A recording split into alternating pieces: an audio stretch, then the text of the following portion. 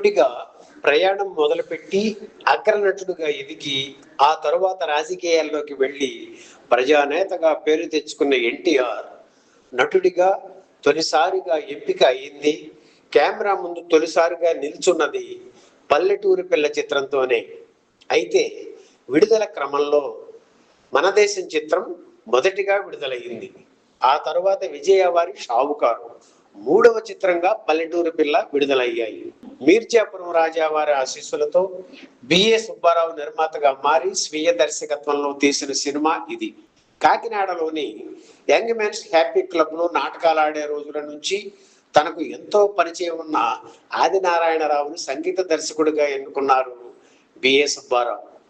ఆదినారాయణరావు భార్య అంజలీదేవిని కథానాయికగా ఎంపిక చేశారు. అప్పటికే 8 చిత్రాల్లో నటించి అంజలీదేవి నటీమణిగా మంచి పేరు తెచ్చుకున్నారు.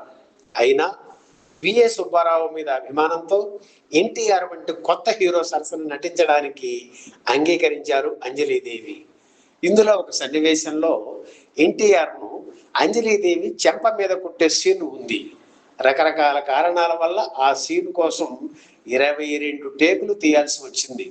ఓపికగా అన్నిసార్లు అంజలీదేవితో ఎన్టీఆర్ చెంప వాయి పుట్టించుకున్నారు. ఇక అప్పటి నుంచి 26 చిత్రాల్లో ఎన్టీఆర్ సరసన నటించారు అంజలి. పల్లెటూరు పిల్ల చిత్రం విజయం సాధించడంతో ఎన్టీఆర్ అంజలీదేవి జంటకు డిమాండ్ ఏర్పడింది. లవకుశ చిత్రంలో అంజలీదేవి ఎన్టీఆర్ సీతారాములుగా నటించారు. ఆ రోజుల్లోని పల్లెటూళ్లలో చాలా ఇళ్లలో ఎన్టీఆర్ అంజలీదేవిల ఫోటోలు దేవుడి మందిరంలో కనిపించేవి. ఇక అప్పటి నుంచి ఈ జంటకు ప్రేక్షక లోకం చక్కని గుర్తింపు ఇచ్చింది. ఎన్టీఆర్ సొంత చిత్రాలు జయసింహ, పాండురంగ మహాత్మ్యంలో కూడా ఎన్టీఆర్ సరసన నటించారు అంజలీదేవి. అంతేకాదు ఆయన వృద్ధ పాత్రలు పోషించిన భీష్మ, బడిపంతులు, పరువు ప్రతిష్ట చిత్రాల్లో కూడా కథానాయికగా నటించారు అంజలీదేవి. ఆరంభంలో అలా ఆయన సరసన నటించిన ఈ నటీమణి క్యారెక్టర్ రోల్స్ పోషించడం ప్రారంభించిన తరువాత ఎన్టీఆర్ కు తల్లిగా కూడా నటించడం గమనార్హం. తన చిత్ర పరిశ్రమలోకి అడుగుపెట్టిన 3 ఏళ్లకే అంటే 1949లోనే అంజలీదేవి నిర్మాత అయ్యారు.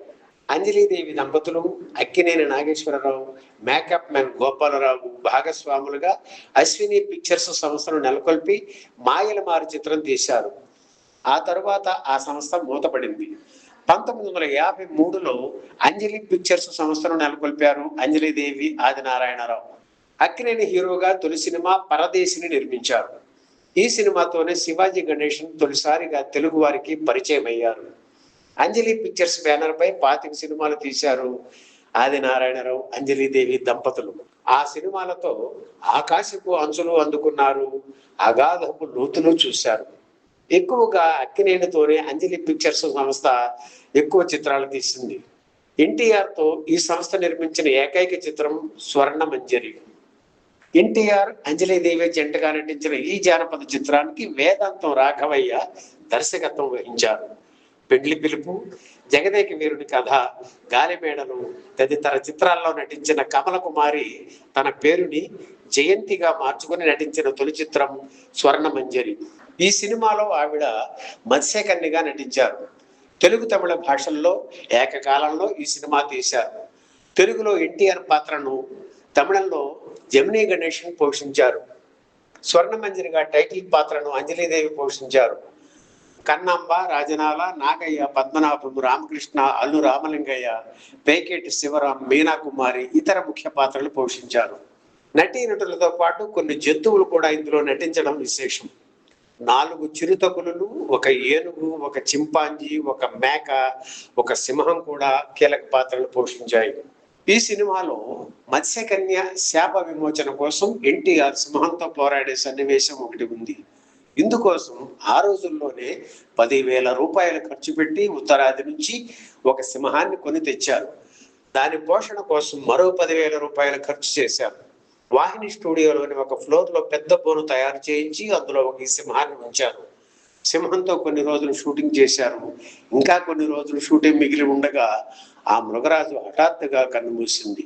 తమ షూటింగ్ పూర్తి కాగానే మద్రాస్ జూకి ఆ సింహాన్ని ఇవ్వాలని అంజలీదేవి దంపతులు అనుకున్నారు.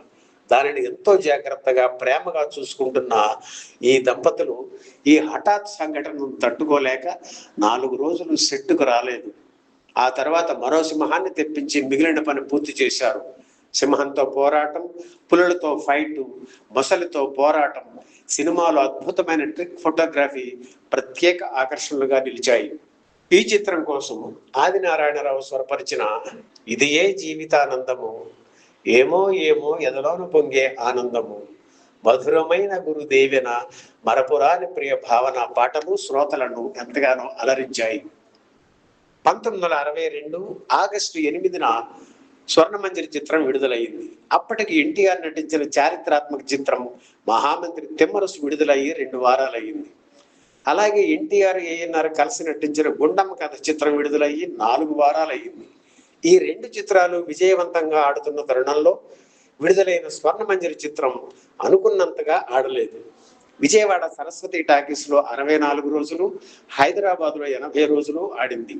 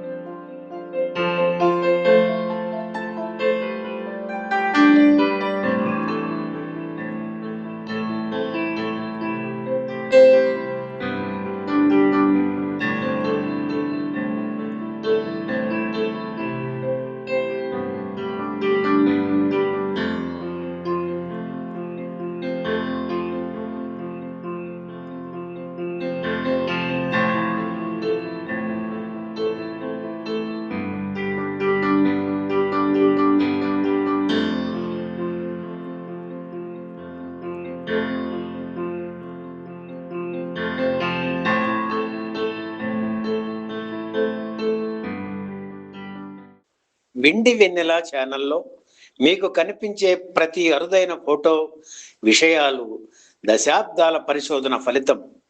వీడియోల్లో చూపించలేని ఇంకెన్నో అరుదైన ఫోటోలు మా సభ్యులకు ప్రత్యేకంగా అందిస్తున్నాం. కింద ఉన్న జాయిన్ బటన్ నొక్కి మీరు మా కుటుంబంలో చేరండి. మా ఈ కృషి నచ్చితే వీడియో కింద ఉన్న థ్యాంక్స్ బటన్ ద్వారా మీ ప్రోత్సాహం తెలియజేయవచ్చు. అది మాకు పెద్ద బలం. తెలుగు సినిమా చరిత్ర మీద మరింత లోతుగా తెలుసుకోవాలంటే మేము రాసిన పుస్తకాల వివరాల వీడియో డిస్క్రిప్షన్ ఉన్నాయి, చూడండి.